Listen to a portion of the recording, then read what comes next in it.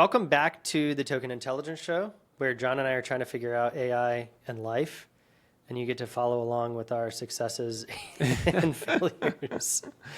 Do we have more successes or failures?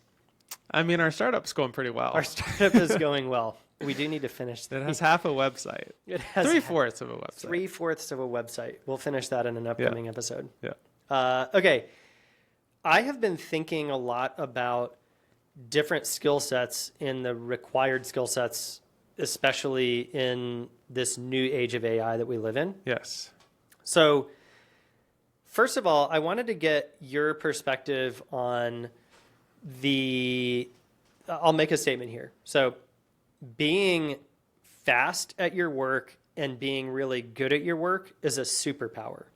And what I mean by that is... It always has been. It always has been. It always has been. And so I'll break that down. Actually, I'm interested in your definition of this. So I'll give my definition. I have a great example of this, actually.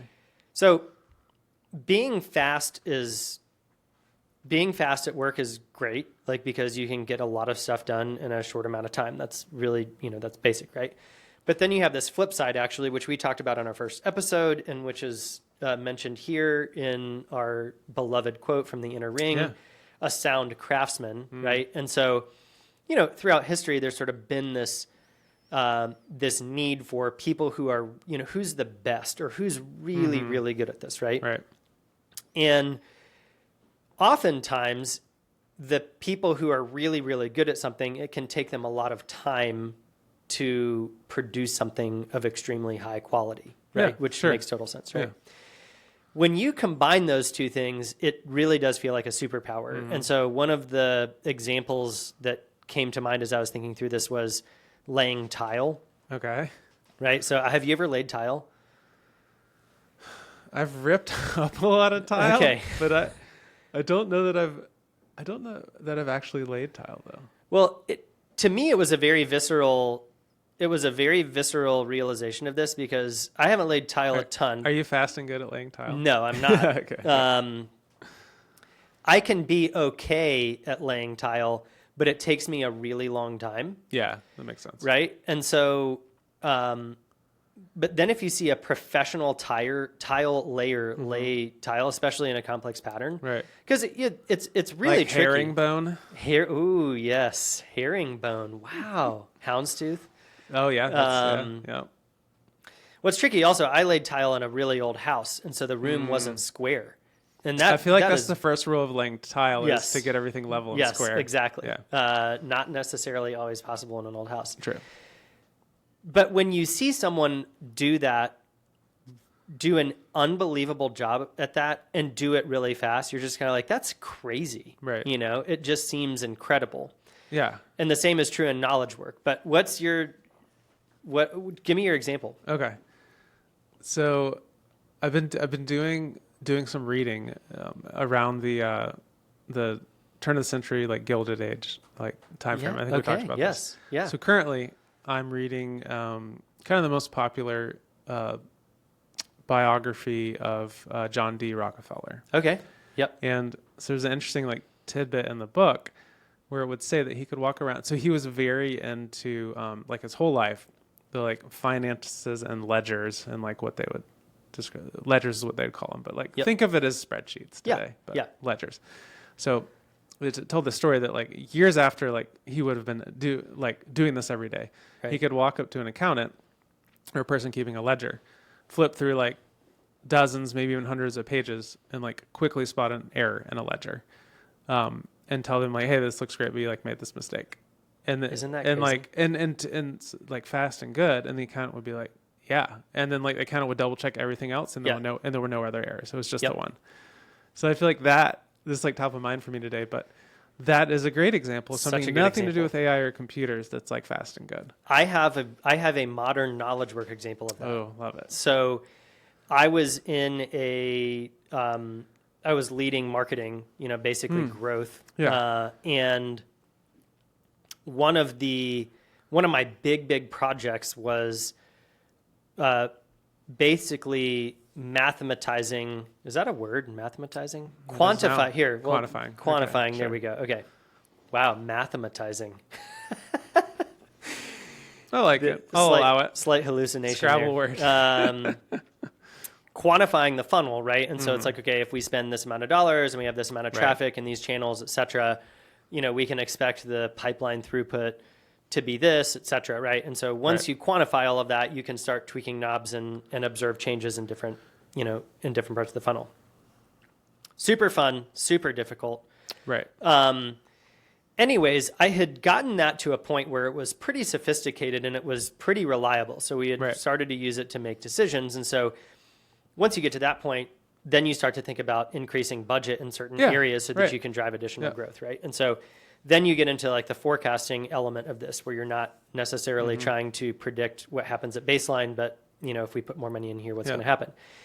And so I had this mentor who is a legendary chief marketing officer in Silicon Valley, and I wanted his feedback on pushing this more to like the forecasting side of things.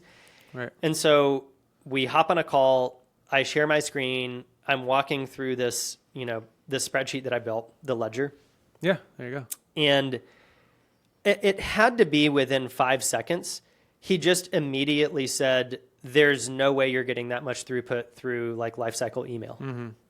Right? And I was like, wait, what? Like it just immediately he knew that one of the parameters was way off. Yeah. Which was crazy, right? It was just so crazy, but the fast and good. Yeah. Yeah. It's perfect. So I have noticed that, okay, so one thing is that people who are fast and good are pretty rare. Okay. Yeah. Would you agree with that? Yeah. I mean, in general, yes. I think it depends a little bit on what it is, but professionally, I found it pretty rare. Yeah. I think there's more people who are fast than people who are good. I agree with that. Yep. And then I think that there are very few people who are fast and good. Well, and then what about like slow and bad and fast and bad? Like those are categories too, right? Very way more common. Do we want to put percentages to that? No, maybe. It is. I will say though, in most organizations, as I think back professionally, there generally are several people who are really, really good and their speed varies. Yeah. Most people I would say are sort of medium speed, medium, quality. Right. And, but when you go work at a place where pretty much everyone's like really good and most people are really fast, it is insane. Yeah. And there's also a cultural thing there. I think some places don't value speed as much as others. Yep. And you can be really good. And I think there's always maybe a little bit of a trade-off. So I would say like you can optimize for speed or quality. And the best person is the person that like situationally optimizes across the two for the right one in the right circumstance, and has a general like high speed, high quality general setting, but can also tweak per circumstance of like I can dial quality up or down a little bit, speed up or down a bit to get the right match result. The business context. Yeah. 100%. That's really important. But I think there are some business contexts where like it's like quality and they like, I don't say they don't care about speed at all, but like speed is like, doesn't really matter. Possibly because there's a bottleneck where speed isn't like valued. Yep. And then the other thing, whereas like if you're slow and bad, like those are the people that get fired. Yeah. If you're slow 100%. and slow and good culturally, like you can work in some organizations. Yep. Or in certain roles. Right, in certain roles. And then if you're fast and like not very good, there's also like places you can like be around for a long time. It's like, well, like they're fast. You know what I mean? Yeah. So that's interesting. One interesting example is writing a speech, so like I've written a couple talks, for executives who, go to a keynote, like ghostwriting, a major event. Yeah. Right. And that's one of those things where it just needs to be right. And it doesn't really matter how long it takes. Yeah. We're just going to put as much time as it takes to get this correct, so that the 12 minutes on stage is fact checked, engaging, like all the things. Exactly. And the practice that goes into it. Right. Yeah. But okay. So, and I agree. I would say like the superpower actually is not just the combination of being fast and being good. It is the ability, like you said, to discern where to apply like which skills and like which level of combination you need. The combination, there, right? Yeah. But okay, here's what I've noticed in throughout my career and like observing people around me is that being fast and good as a superpower creates different types of leverage. Okay. So, first of all, it creates economic leverage. Yep. And I think that there are two sides to that. One is that you can literally get better work done than most people. And so your ROI per hour is way higher. Yeah, and so you can sure. actually do a high paying job in less time than it takes other people Right. to do that job. Right. Which is great, but it also leads to higher compensation over time, right? Because anyone who you've worked with where people just repeatedly say, hey, that person's really good. Like they're just really good. Yeah. They just tend to make more money over time. Yeah. Right. Yeah. And that of course translates into career leverage, right? Like you're going to progress in your career, be given more responsibility, all this sort of stuff. I mean, one of the ironic things is people who are really, really good at a particular craft or even multiple crafts, I think tend not to want to, climb the traditional career ladder, right? And become managers or whatever, right? Which is interesting. The other thing, and I think that you have probably experienced this a ton, is that being fast and good is a massive amount of leverage as a manager. Yes. Because managing people is hugely time consuming, right? But especially in today's world, the role of I'm just a pure manager is diminishing because of how many people can get more leverage out of their work with AI. Right. Right. And so teams are getting smaller. The expectations for output are increasing. Right. Right. And so if you're fast and good, you have more margin to manage people and do a good job of managing people and also sort of be the player coach. I don't know. Have you experienced that? Yeah. And I think there's another, it doesn't tightly fit into a bucket maybe, but I'm also seeing that, actually this makes sense. So you get hired for a role and the role is you have X amount of things you're supposed to do in any given week or month, right? Yep. And then you have the Y of let's call it spare time or margin. If you're super fast and super good, even if your role is scoped for somebody that's pretty good, you have margin, right? Yep. And if you have margin, you can take that margin to reinvest in being even faster and better at the other piece. And that is a compounding interest thing. 100% It compounds over an entire career, not even a role. Yep. And that's the thing. Because if your role is if your current role and your current capacity are matched at 100% to 100%, then that's you never get ahead. Yep. But if you figure out how to get 10% or 15% or maybe even 20% margin and you reinvest that margin into being faster and better, it compounds over a whole career. Totally. It's amazing. Totally. I 100% agree. And then that's where you get, there's a bunch of debate over the 10X, the 100X, yeah, whatever right. play. But that's think how people do it. And I think people that aren't in there don't get it. Yep. And sometimes you might be in the wrong role for your current capacity and you need a different role where you can get that 10%, 15% margin. Totally. Or you just need to donate 10% of your own time to get the margin and then you have them yes. But there's just no other way to do it. There's no other way to do it. I agree. I think that's actually, we'll talk about this in a minute in terms of how do you actually get there in terms of being fast and good. The last thing I'll point out before we start talking about how do you actually get there is AI has been such an interesting ingredient to this entire conversation from my perception, because I'll try to explain this. For people who are, so if you're fast, but you're okay on quality, AI can make you faster. If you're good, AI can augment you as well.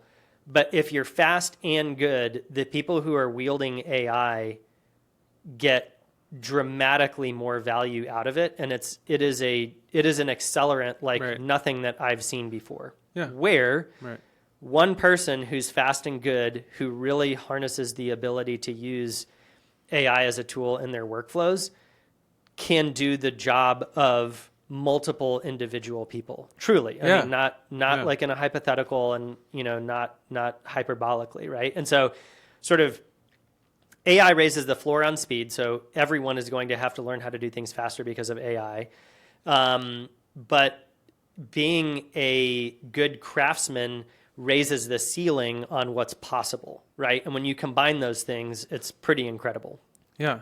I think I have a really practical example with the podcast. Okay. So we did an episode earlier today on, and it'll come out soon, like tokens and spending more tokens and how I think that's better. It's Yep. like the rough idea for the episode.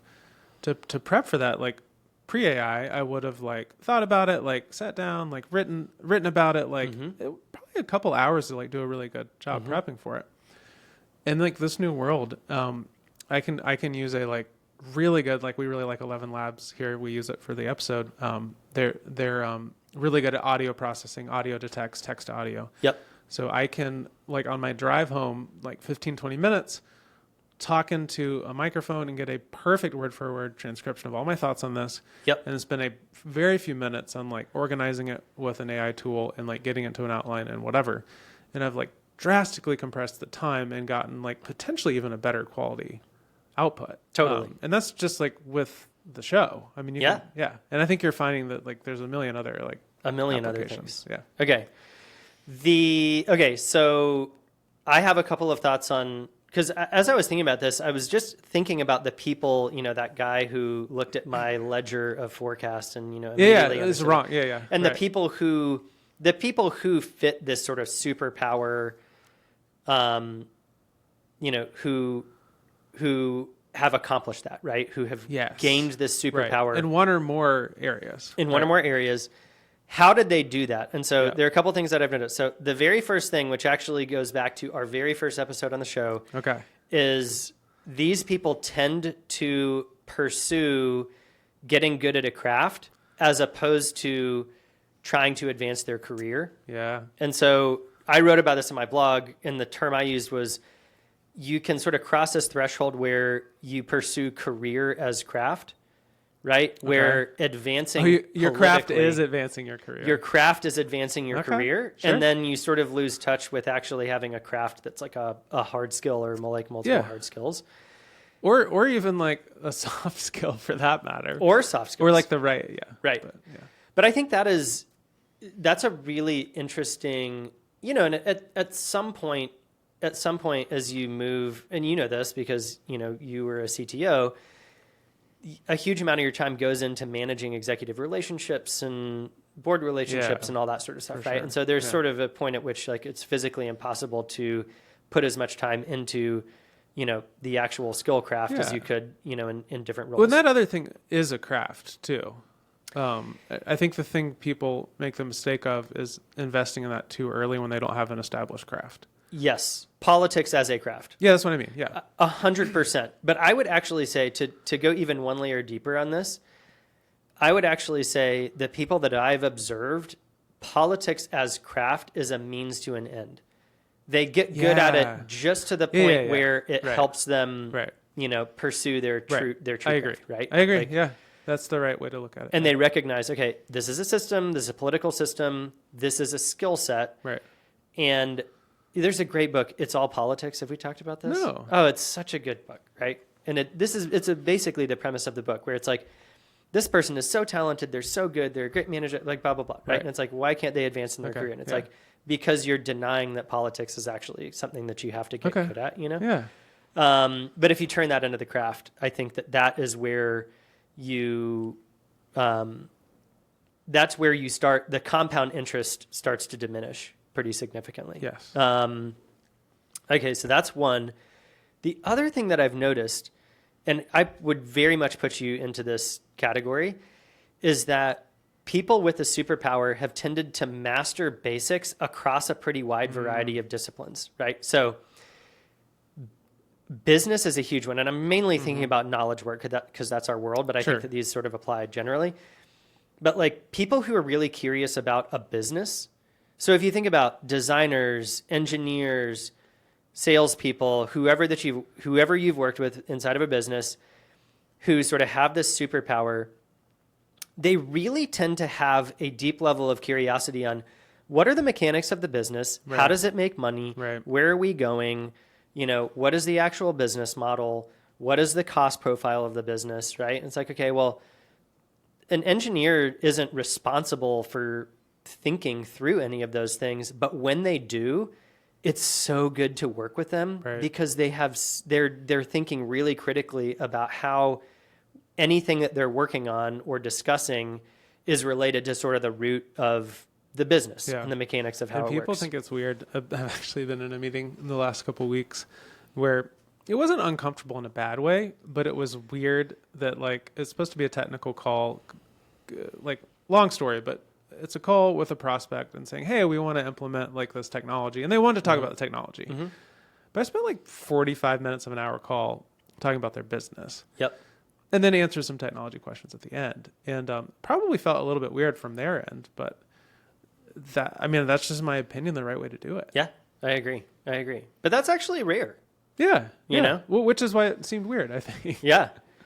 Okay. Other basic skills, we'll mention just a couple here, but writing and communication, I think is a huge one. Right. So these people all tend to be really good communicators. And I would say writing, I can tend to be biased on this one because, for sure, that's kind of what you do. Currently how I make, how I make my living. But I think there are different forms of this. Like I remember working, like one of the best engineers that I've ever worked with and one of my favorite people to work with. He wasn't like a blog post writer, but he was one of the best communicators I've ever worked with because he was an engineer, you said? And was an engineer because so he unique. could just distill ideas down into their absolute purest form. Yeah. Such a cool skill set. And again, going back to AI as an amplifier, it's like this guy was using AI at a more advanced level than all of his peers. And I really think that his ability to crystallize communication was a massive part of that. Yeah. Okay, the last couple here, you can tell me if this list is comprehensive. So I would say product thinking is actually another example of this, which I would really distill down to customer empathy. Okay, yeah. Right? Like, can I actually think like the customer and try to understand their problem? Yeah, 100%. Which is really hard. Like anyone who hasn't done product work, the most difficult thing is trying to understand a problem from the customer's perspective. Yep. And then translating that into, some sort of solution. Yeah. And to develop a gut instinct of like, let's say working with engineering and be like, I see what you did there. I understand how it works. I even like how it works. Our customers are going to hate that. Yeah. Yeah. Or not use it. Or whatever. Yeah. Or it misunderstands their problem. Right. And I'm trying to think, there's probably only one time in my career where I was like, not perfect, but where I hit the bullseye on what I thought needed to be the solution and what actually solved the problem. Only one time. There's only like one thing that I've built where it was like, we pretty much without nailed like it. talking much to customers. Yeah, essentially like, here's what I think needs to happen. Let's go test it with customers. Like, okay, that was actually pretty close, right? Because most of the time what you need to do is it's actually a process of developing a deeper level of empathy in a very specific area than you had before. Yep. And it just changes the way that you see things. Yep. Okay. Data is another one.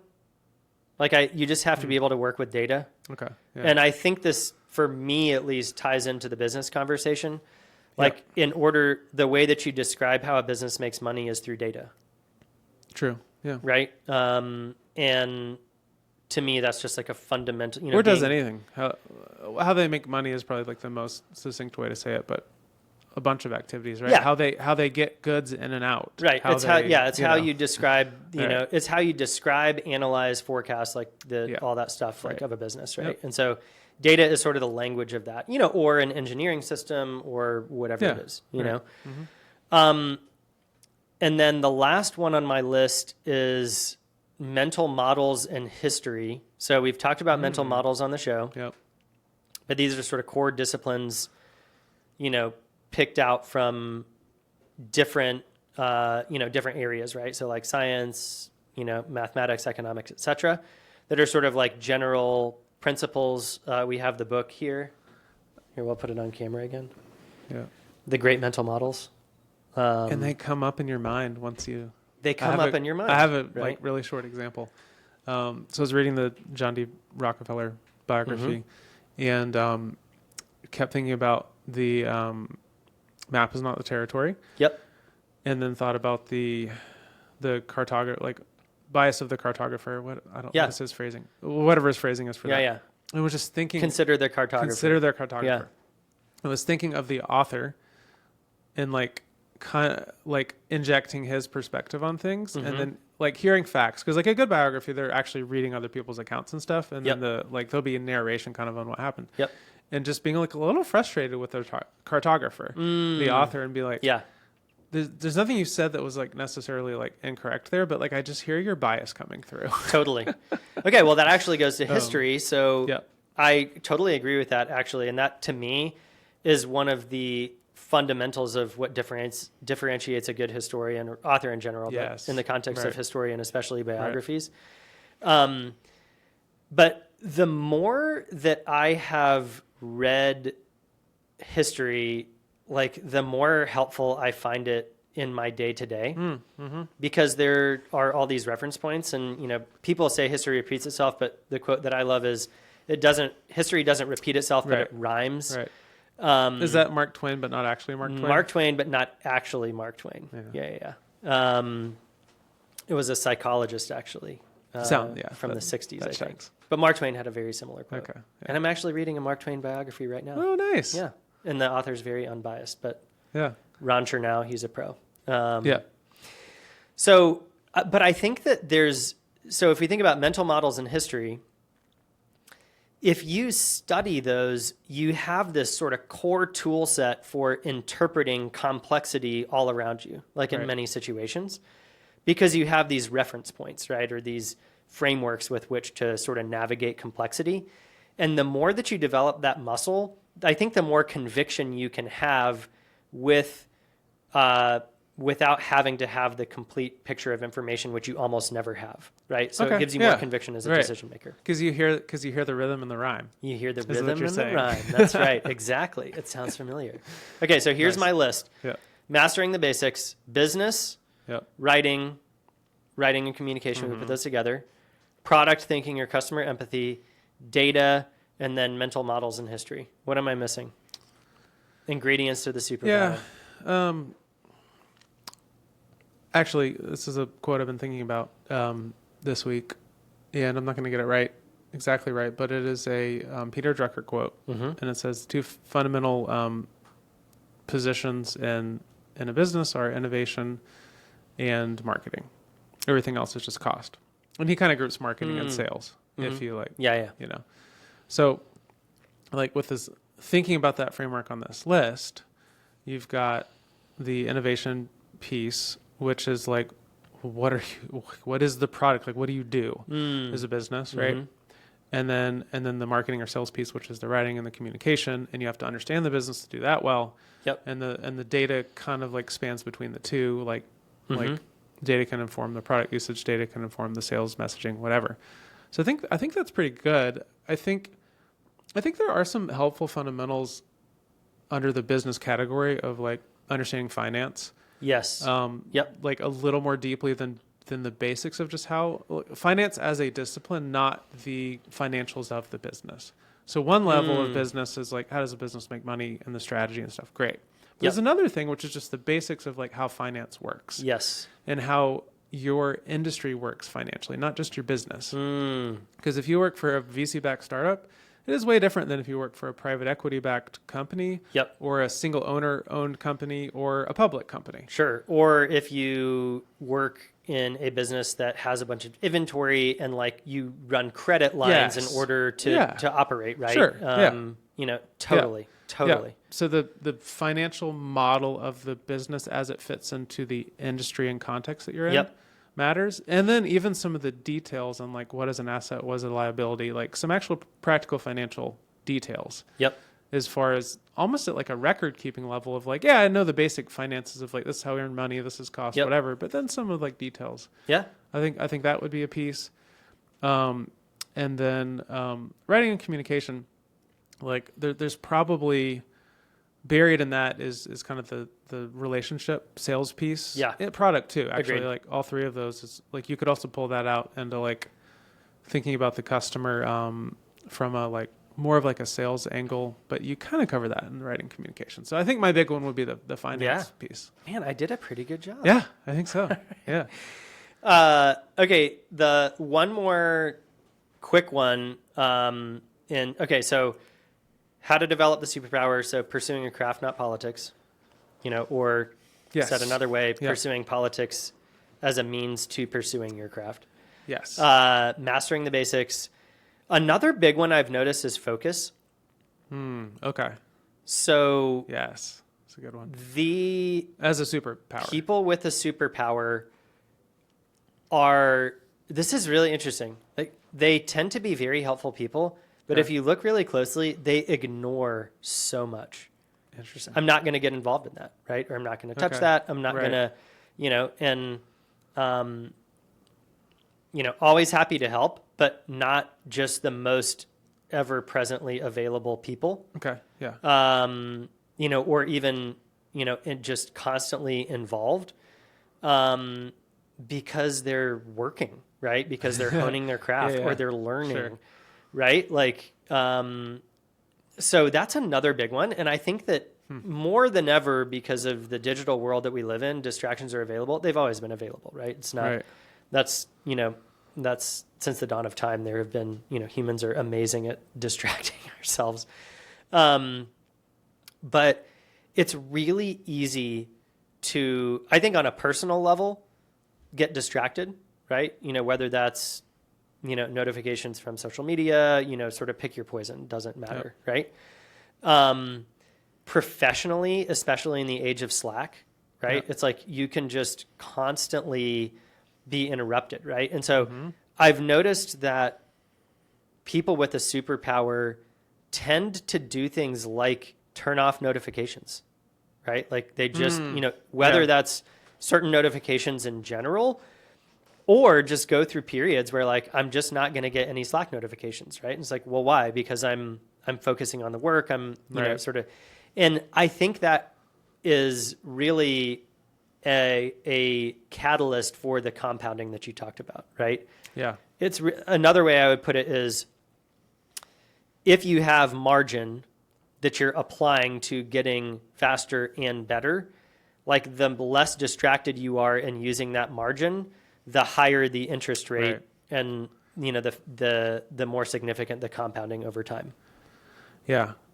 I think I partially agree with this. Okay, challenge me. There is, I think that's is pretty highly contextualized, because I've been in a couple of situations, and I can't think of any like your exact. I think that is theoretically true. I think there's some practical situations where people might over-index on like wanting to be the persona you're describing and not, and they ignore things and they get in trouble. Yes. So that I think is important to point out. But and again, like being in a services business, like people absolutely value responsiveness, like Yes. a lot. So I think that is one component to that. But the other component is, which I think is what you're talking about, people that work. To me, the most helpful way for me to think about it is work organization. If I work off the top of my inbox and off of my Slack threads, and that's how I work, Yep. then like that is a way to be extremely inefficient and non-productive. Right. It creates thrash. Yeah. So that for sure is a problem, because I'm never prioritizing things. I'm just working off the top of my inbox or my Slack. Yep. Whatever. Number one. And then number two, as far as the notifications, like whatever downtime, I think that really depends on the company context. I personally just have blocks of time when nobody's going to need me, and that's when I get deep work done. Yep. Like early in the morning. Yeah. Totally. I think that's really common. Or like other times in my career, like later at night, which doesn't work very well right now. Yeah. So early in Yes. the morning. Yes. So I think that is the most practical thing. And then just learning and being really attentive to the like, all right, when are the other blocks that I can get as far as like managing this like responsiveness, keeping other people unblocked. Yep. And it depends on your role. Like if you're a manager, like you got to be careful. Like if you're too unavailable and your people are constantly getting blocked, like that's a real problem. Totally.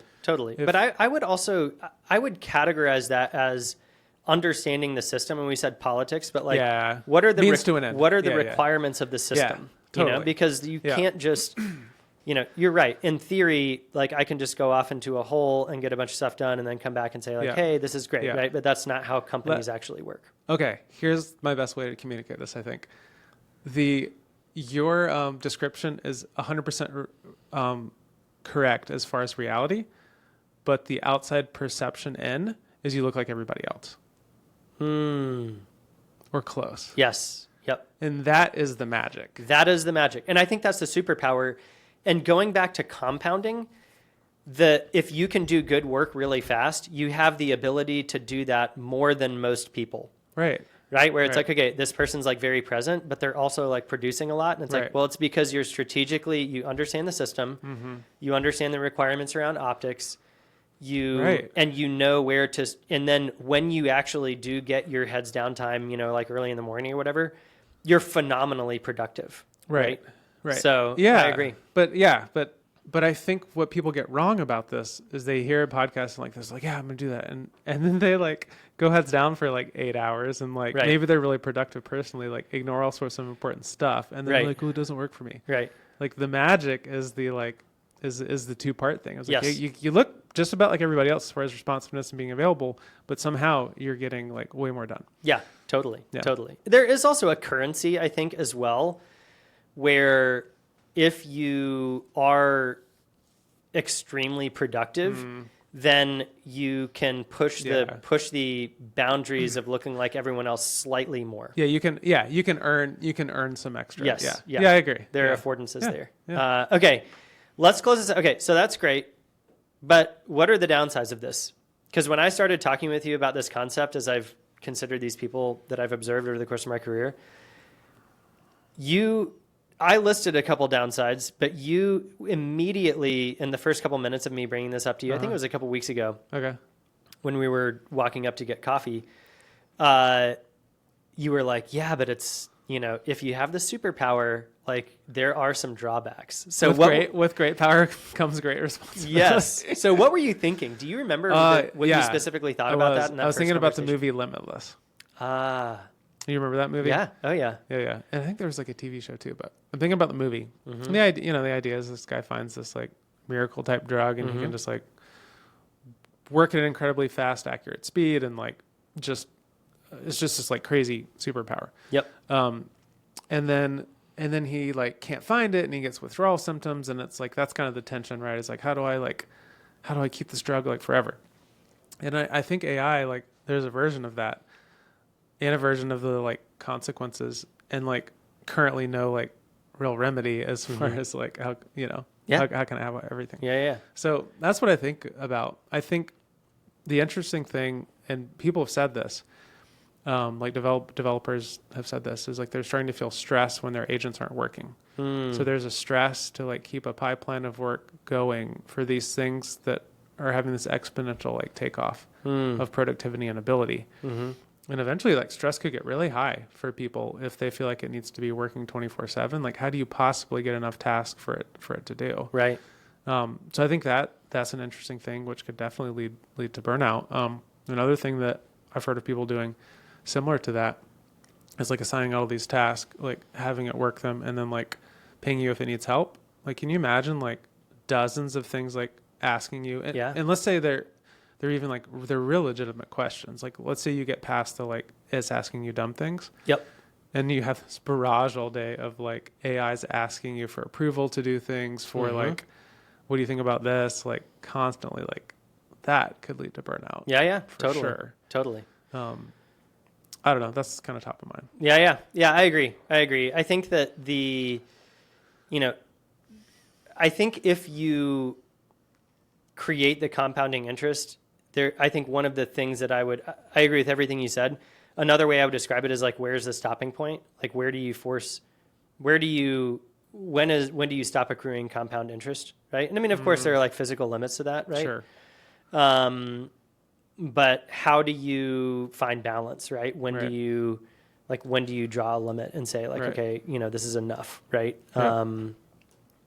Which can be difficult. I also think the other thing is very, very practically, I think people with a superpower can get into awkward career situations. Okay. It's like, well, I don't know if I want to be a manager. You know, Right. like, where do I go with my career? You know, so like you're super productive, but then you're Right. sort of stuck in like just an awkward, like, Right. you know, and sometimes even the company that you work for is like, I don't know what we do without this person, but I don't really know what we should do with this person.